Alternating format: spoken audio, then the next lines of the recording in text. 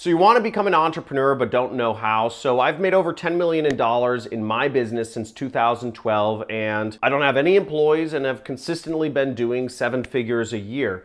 And being an entrepreneur affords you a pretty nice lifestyle. Now, in this video, I'm going to walk through kind of my formula for being an entrepreneur. It's not the only formula, but it's a formula, and it goes like this: ideas, research, talk, test, and start. And I'll be explaining to you the ways you might be able to become an entrepreneur yourself. Let's get it.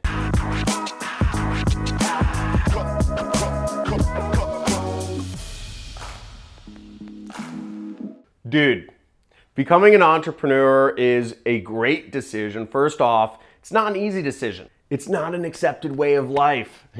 I met so much resistance from my family, from my friends, from my coworkers. It was enormous. It was crazy. Nobody understands really what it means to be an entrepreneur. There's no guaranteed path. I want to explain my definition of an entrepreneur for a second. In my mind, an entrepreneur is not a franchisee, okay? Somebody opens up a franchise, possibly, but it's definitely not somebody who's a startup, a company that's looking to raise money in order to make money. An entrepreneur is somebody who runs a cash flow business, a business that makes money, that affords that person to live and pay themselves and pay employees and all that jazz. Now, I can tell you from experience that your life as an entrepreneur is much better because when you have your own life in your own hands, when you are responsible for your own income, you are responsible for your own freedom, and you're also responsible for your own success. And having that, ability is just so awesome. For me, I don't have any employees, and it's amazing. I have, I'm financially doing all right, and also I have, a lot of freedom to focus on whatever I want, or be with who I want to be, or go where I want to be. Now, that's not saying that I don't work very hard. I work extremely hard.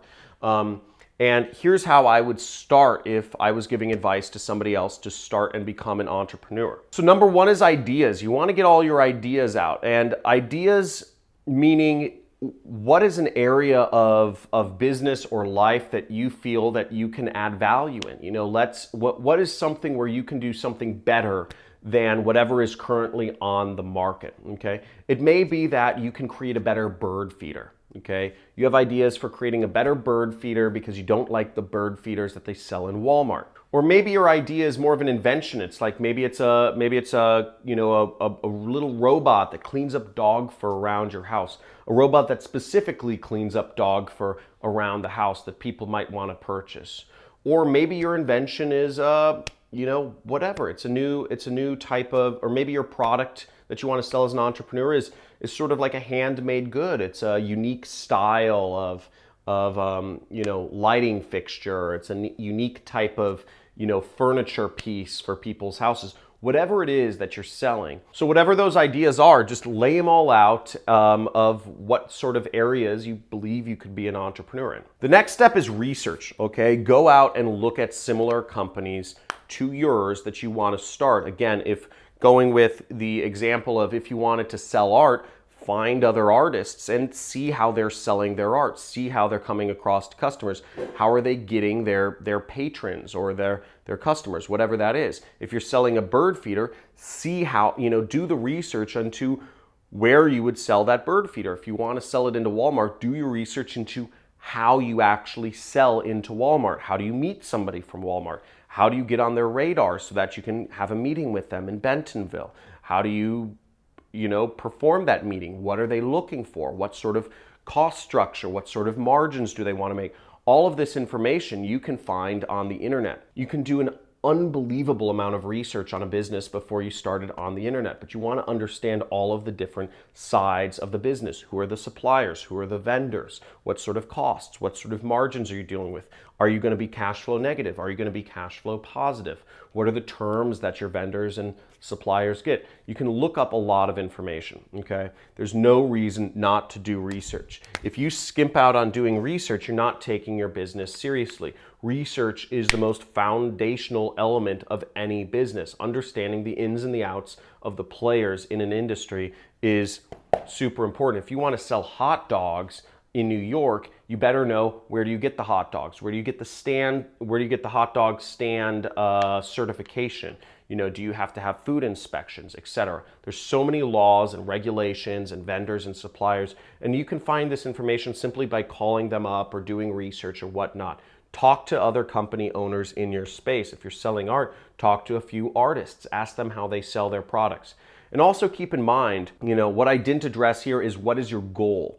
Okay, if your goal is to make millions of dollars and all of the local handmade goods sellers on Etsy are only making, they're making an extra $1,000 or $2,000 a month, that might not be the business for you, or you might need to change your goal. Again, understand everything in context of what your goal is. You got to talk to your customers, okay? Talk to potential customers. If you skimp out on this next important element, you are missing out on a huge deal. If you're going to try to sell a product and you haven't talked to anybody about, you're not an entrepreneur. You're a hobbyist. You're an amateur. You're a passerby.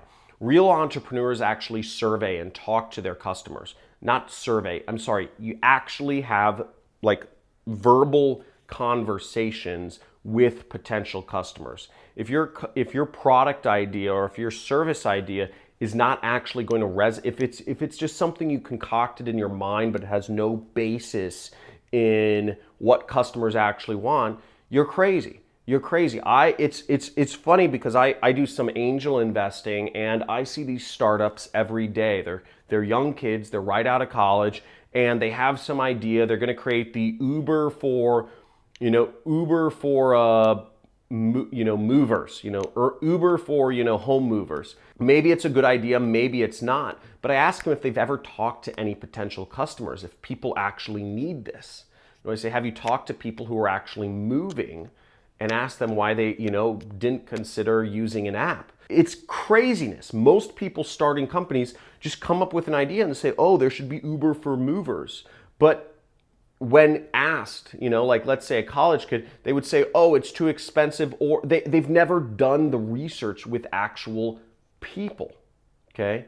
And all these startups fail, okay? All these startups fail because they never actually talk to the end user who would potentially buy their product. So talk to people. Talk to people. Talk to people. Don't skip this step. If you skip this step, I don't know how to help you. You're crazy. The next step is figure out a test, okay? The test can be very simple. It doesn't need to be anything complex, but you want to do real market testing. So let's say you want to start a consulting business and you want to start giving people advice on, interior design. Give away some consulting for free. Do some interior design for free. Help people out for free. If you have a new recipe for a better hot dog, an organic gluten-free hot dog or whatever you're coming up with, go on the side of the street and just start giving away those hot dogs. Cook hot dogs for people and give them away. See if the market likes it. Do people like your interior design help, or are they just saying you're just like everybody else?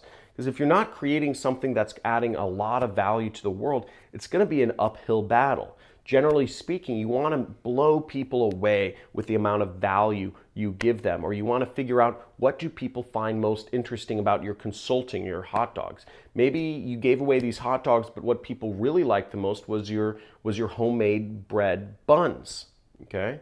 Or maybe people, what liked the most about your hot dog was you had some homemade ketchup, and that was their favorite aspect of it. So maybe ketchup is your product, Or maybe of your interior design consulting, what people liked the most was just helping them get their head straight to figure out just the general style of their house. Whatever the business is, you can test it very easily. Find the easiest way to test it with a minimal amount of money.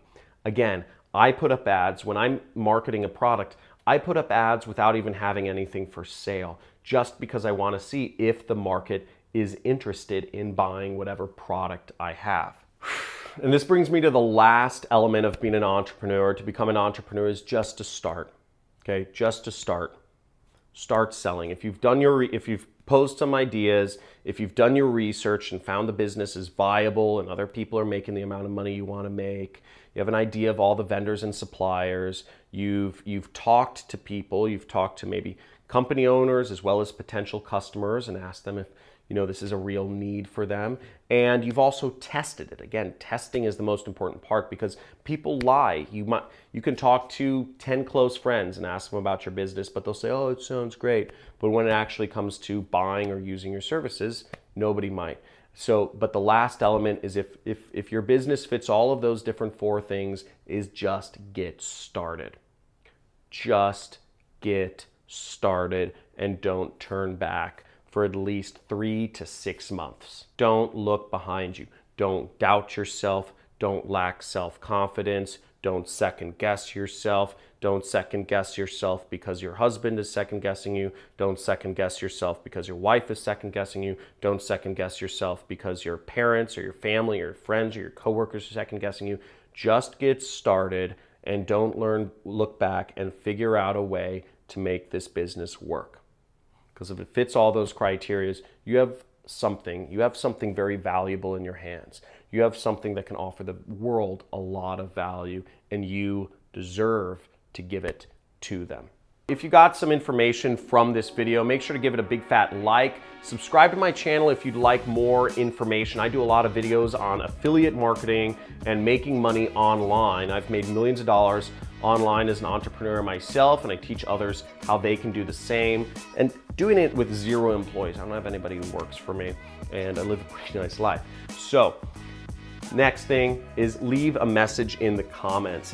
What particular subject here helped you out the most? Was it figuring out the ideas, doing the research, talking to the customers, testing the product, or just getting started? Let me know what made the most sense to you and what resonated the most with you. Thank you so much for watching. I hope some of you go out and start your own businesses. This is the way to become wealthy and fulfill your dreams.